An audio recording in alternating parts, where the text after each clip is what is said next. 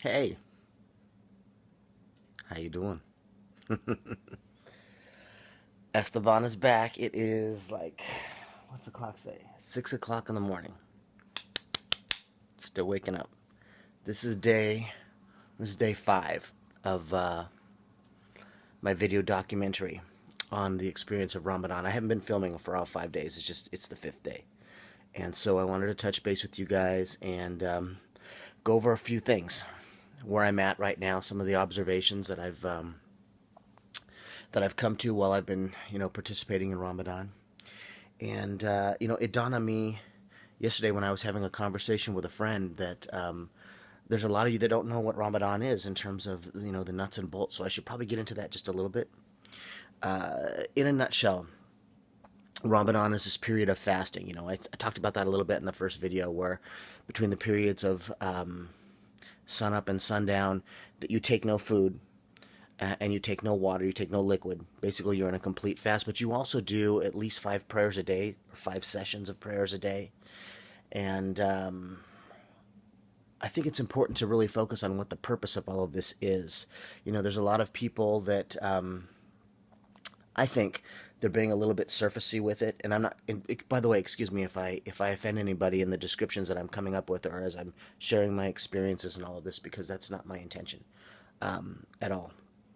And I'm not a theologian in this regard, and I'm not a quote-unquote expert. There's my 2 little quotation marks. An expert in this regard. I'm just telling you about a guy who's celebrating Ramadan himself, who's experiencing Ramadan himself for a specific purpose, and that's really important here.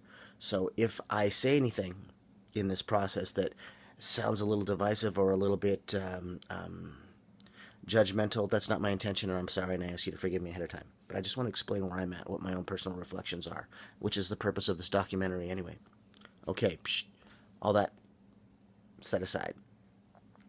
The thing with Ramadan is a lot of people, I think, mistake it for just just the empathetic side of it. The empathetic side of it is really important. I mean, it is important for us to be able to feel with those who have lack. People that don't get to eat every day, people that struggle and that are poor, that don't have all of the general day-to-day blessings that we have, especially here in America. We come home, I get to take a hot shower when I come home. I get to walk over to the fridge and open the fridge and get what I want. I mean, until you lose that ability, it's really, really easy to take that for granted. So, you know, um, that is a part of it, okay? That is a part of it, that empathetic nature.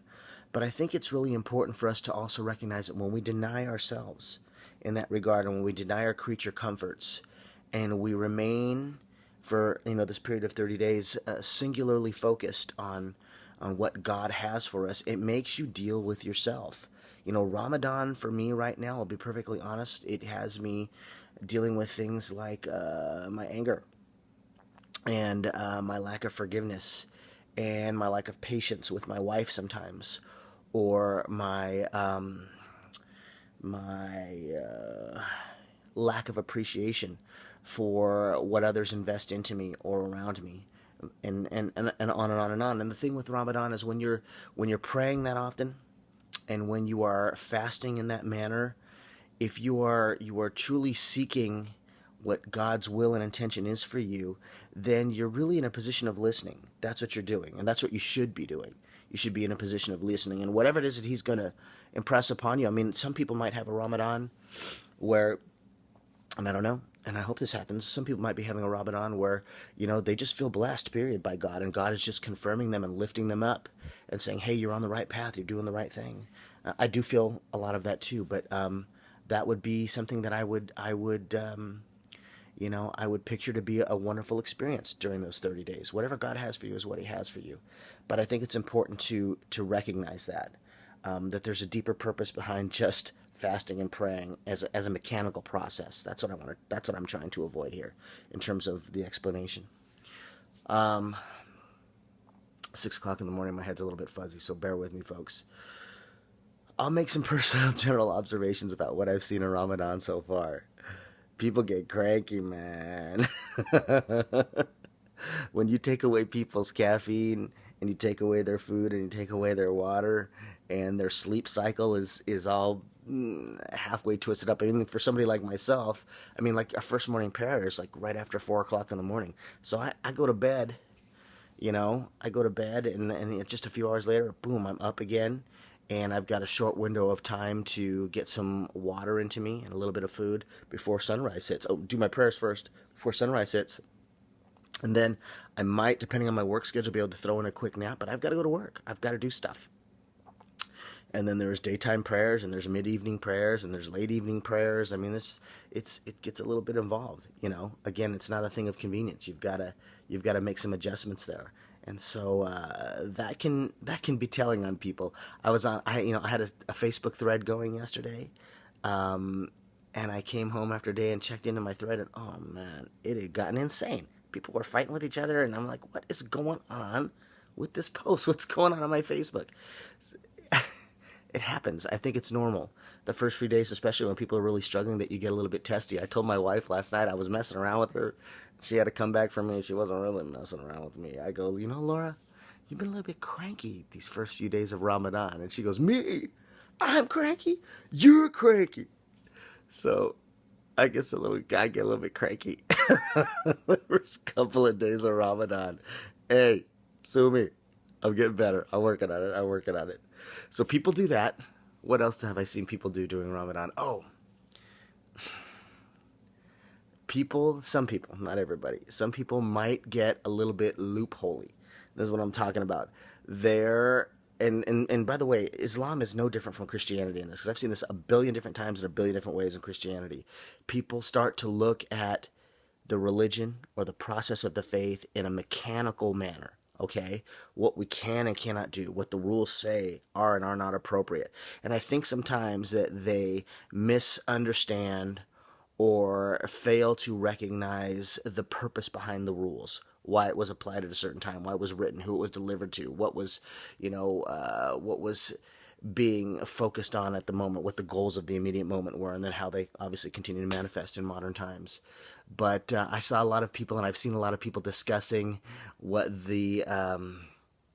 what I would consider a little bit of legalism, what the rules are in terms of whether or not when you can break fast, when you can't break fast, if you're going to traveling, is 45 minutes, is 45 miles considered traveling, all that sort of thing. When I read the text, when I read what's in the Quran, just like when I read what's in the Bible, I look at it and I study it and I see thematic writing, okay? When I see whatever provisions that the Prophet Muhammad had given his people regarding Ramadan and when they could break fast or whether or not they didn't or did not have to participate, it's very clear to me that the overall theme, at least for me, is God is saying, look, this is what I want you to do. I want you to set aside time in your life. I want to set aside your creature comforts. I want you to set yourself aside for a period of time with me, period, with me and for me.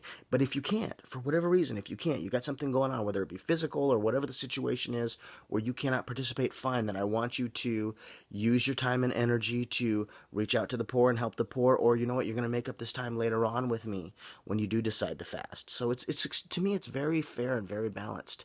But to get caught up in all the mechanical idiosyncrasies about whether or not we've broken the rules, I really think, and this is just me, again, okay, so bear with me, I don't mean to offend anybody. I think when you get all caught up in whether or not we've broken the rules, we've missed the point of the whole thing. We've missed it. And I see that same thing happen with the teachings of Jesus all the time. I see the divisive nature of the Christian church in general. And sorry if I tick some of you guys off, but we're still way divided in how we treat people that are different than us, primarily Muslims. Okay, primarily Muslims. We do not love Muslims like our brothers. If you don't know somebody, if you haven't invested yourself into their life, if you haven't made a real effort to be involved in that community, then you don't love who you don't know. So let's not play games here, okay? But we often take, in Christianity at least, the words and the teachings of Christ, and we start to break them down and invert the reciprocal and draw a diagonal line and, do all these crazy things that we don't have to do. Listen, the man said what he said because he wanted us to get it and to activate it and to implement it in our lives. The same goes with the way that he set the examples that he did. You watch him move and act and you know what to do and what a Christian is. So I'm going to cross back now over into the Muslim faith when I see some of the legalism or some of the formulaic approach, or what I think sometimes might be a little bit of a formulaic approach in terms of the rules of Ramadan. I think you're kind of missing the point. I mean, God wants time with you. God wants your time, okay? And what's most important to any anybody on earth. You watch how they spend their time, you watch how they spend their money, and you find out what they're really all about internally in their heart, you know? So that's all I'll say about that. Sometimes you see a little bit about that, of that. And then at some point, I mean, we're 5 days in, and I've seen a lot of this already, and it's cool. People start to get real, okay? People start to recognize the things that God is trying to impress upon them. People start to see the truth about the world and about themselves, and where they do and do not apply themselves, and where they need to be spiritually. And that ultimately, I think, is really the true purpose of Ramadan. It takes a while. Especially in modern age, man, we're so busy, and we've got so many electronic doohickeys and doodads, and we've got kids, and we've got this commitment or that commitment, and in a lot of household, both mom and dad work, and it's just, there's a lot going on. It's hard in the modern era, way harder than it was back in the original times, to get somebody's attention and to slow them down, time especially. So anyways, I just want to say it's not about the food when it comes down to, that's a part of it, that empathetic side of it, when it comes to the fasting. I do want to make, it's coming to my head right now, I do want to make one point though. This is a misconception, honestly, that a lot of Christians have, and I've heard this a bazillion times when Christians talking about Muslims, where they like to say that we have Jesus Christ as our mediator and as our way into heaven. Okay, our salvation comes through Christ, which obviously I'm cool with that. I'm a Christian, but we make the mistake, and it's a tragic mistake. We make the mistake of then going on and saying that Muslims don't have that process, which is not really accurate at all. And if your pastor's taught you that, he's wrong. I don't care who you are, you're wrong. And they believe that Muslims are working on a way where they are kind of brownie pointing their way into salvation or into heaven. That they work their way in through good deeds, that it's a works-based process. And, you can only say that if you have not studied their faith, and you can only say that if you have not studied the teachings and the sayings, and most importantly, the lifestyles of their early leaders. Like an Imam Hussein or an Imam Ali, or obviously the Prophet himself, Muhammad. I mean, you have to see those things in action to understand how they work. But when it comes to the point of like Ramadan, think about it. If Ramadan is to put you in a state where you're denying yourself and you're feeling the empathy of other people who don't have food or don't have water or don't have basic provisions, then how is that a works-based system if that's all you're doing, working your way into faith? I mean, why would God place you in a place where you've got an extended period of time now where you are being empathetic, where you're being put in a place where you really feel what they feel and you understand that struggle internally deeply? How can that be a work-based process then? Because that's a heart response that God is training you in. Okay, it's a heart response. It's no different than when we've seen in our own Bible and it says faith without works is dead. Okay, it's really no different. I think we misappropriate what we think we have as far as our information goes, and how we try to tell others what the faith of others actually is or how it works, and we're wrong. Okay, we're wrong about that. So I do want to make that. I do want to make that point there. There's a word that I've been aware of more and more recently called taqwa, and I think I'm starting to get it now. Taqwa, I guess, if you're going to put it on paper, you would say it's a God consciousness. A God consciousness. And that would, for me right now, if I'm understanding this correctly, in my heart, taqwa is really where I want to be during this fast. God consciousness dictates where I'm at and how aware of Him I am in all aspects of my life all the time. All the time. Is He taking a leading hand in the decisions that I'm making and things that I'm saying and things that I'm doing? And for the most part, I can say, no, that hasn't been the case with me. I'm trying to get there. I'm trying to get there right now. I had a friend the other day, and this has happened a lot. I'm going to close out this video in a couple minutes, but this has happened a lot. I want to make this final point for today's video thingy. I've had some Christian friends ask, has Steve converted? Is he now a Muslim? And some of them are just genuinely curious. Some of them have followed up with like, oh, thank God he's still a Christian. Okay, thank God he's still a Christian. I've had a very dear friend several times say, well, I'm concerned about him losing his salvation. I want to talk about that just for a second. Let's just, when it comes to piety, okay? And for all of you who may be curious about what it is I'm doing, my Christian friends or my Muslim friends, who might be curious about what I've been doing the last couple of years, look, I am seeking a way to reconnect with God on a deeper level because, quite frankly, I lost it. I lost it. I've been pounding my butt for years doing different aspects and facets of outreach and homeless work and feeding people and making my home available to people that were struggling. My wife has done this with me, okay, in a lot of different ways, in her ministries and my ministries and a lot of street level stuff. And I'm happy about those things and I'm proud of those things, but they have their prices that you pay too. But I really have felt like I have lost that connection and that passion and that drive. It became a mechanical process for me, which is the worst thing to do with your spirituality. And yeah, there are things that go on in modern Christendom that bother me and that have bothered me for years and years and years, way before I started looking into the Islamic faith and looking at, Arabic culture and that sort of thing. Way before that. I've talked about it in my own book that I wrote, Against My Religion, which you can find on Amazon.com by Stephen Urenda. Okay, that was my shameless plug. I've talked about these things before, and this is true.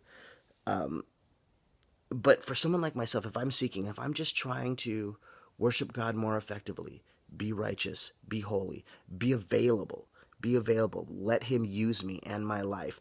Take the hits that come with it, because I take a lot of hits for the stuff that I do.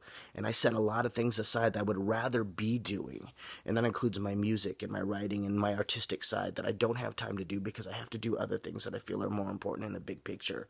If I'm basically trying to be a more righteous, pious person who hears from God and is there available for other people and is still trying to be a student and still trying to learn and be holy and live holy, if I somehow decide along that way that I end up making choice B, let's say that I converted to Islam because I felt like that's where God was leading me, do you really truly believe that Jesus is going to now punish me and banish me eternally, or cook me in hellfire for the remainder of eternity, because in my desire to worship God with greater effectiveness, in my desire to love people with greater effectiveness, in my desire to be available to God and be the best man that I can be at this stage in my life, a dude who's got a lot of hangups and a lot of struggles of his own, to be a better person, I've made a particular choice.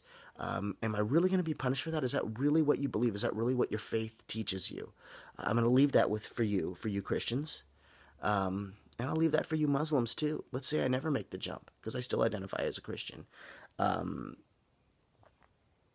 Where does that leave you with somebody like me? I have to be honest, Muslims have been nothing but gracious and beautiful to me and respectful and very supportive. So I'm not really leaving a challenge to Muslims in the same particular sense that I'm leaving it to Christians, but it's a worthy thing to think about. I guess I'm your grand experiment. I'm your guinea pig. I am here in the middle, looking at both faiths and trying really, really hard to just listen to God. So for those of you that are curious about it, okay, well, you're watching my reflections right now in Ramadan, and this is really what Ramadan is all about, at least for me. At least for me it is right now as I continue to seek and to search. Okay, this was a long video, so I'm going to let you guys go. I hope it was interesting. I hope I made some sense this early in the morning. And I'll see you in the next video that I make, okay? You guys, peace.